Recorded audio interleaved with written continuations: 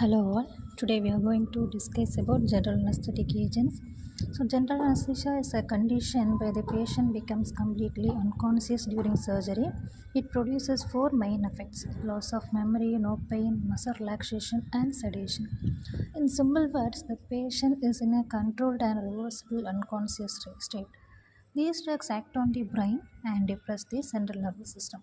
So the patient does not feel pain or awareness during surgery. So let's see the classification of general anesthetic agents. They are mainly divided into two types: inhalational and intravenous. So first, inhalational anesthetics. These are given through inhalational and include gases like nitrous oxide, volatile liquids such as halothane, isoflurane and sevoflurane.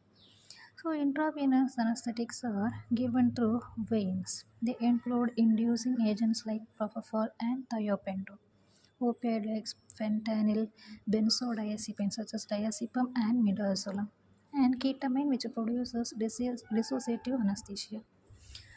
Inhalational drugs are mainly for maintenance, and IV drugs are mainly for induction. Now, let's understand the stages of general anesthetic agents. There are three main stages: induction, maintenance, and recovery. First, before starting, we give pre anesthetic medication to prepare the patients. Then comes induction. Here, we give IV drugs like thiopentone or propofol to make the patient unconscious. Next, we give a muscle relaxant and perform intubation to control breathing. After that comes maintenance. We use a combination of nitrous oxide and inhalational agents to keep the patients under anesthesia and continuously monitor them. Finally, in the recovery stage, we stop the drugs and the patient gradually regains unconsciousness. Halothane is a potent inhalational anesthetic agent with rapid action and pleasant smell, making it suitable for children. However, it was weak analgesic effect causes respiratory and cardiac depression. It can damage the liver and may cause malignant hypothermia. Next, the nitrous oxide is an inhalational anesthetic agent, also called laughing gas.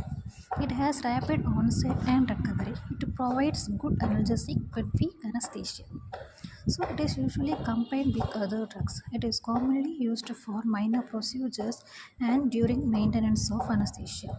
Next, barbiturates like thiopentone or intravenous anesthetic used for induction. They act very fast and produce unconsciousness within the seconds. However, they do not provide analgesia. They can cause respiratory depression and hypotension. So they must be used carefully. Next, the ketamine is a unique anesthetic that produces dissociative anesthesia. In this state, the patient appears awake but it is unaware of pain. It provides both analgesia and anesthesia and increase heart rate and blood pressure. So it is useful in trauma patients but may cause hallucinations during recovery. Look at the common toxic effect of general anesthetic agents. In respiratory system, most anesthetic cause respiratory depression, which can lead to decreased breathing, and uh, and also they can cause hypotension, bradycardia, and decreased cardiac output.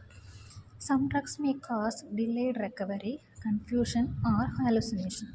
And also, these are cause hepatotoxicity, and also it may affect the renal functions. And a serious complication is malignant hyperthermia, which is life-threatening increases in body temperature. So, here is the overall short video of general anesthesia. So, thank you all.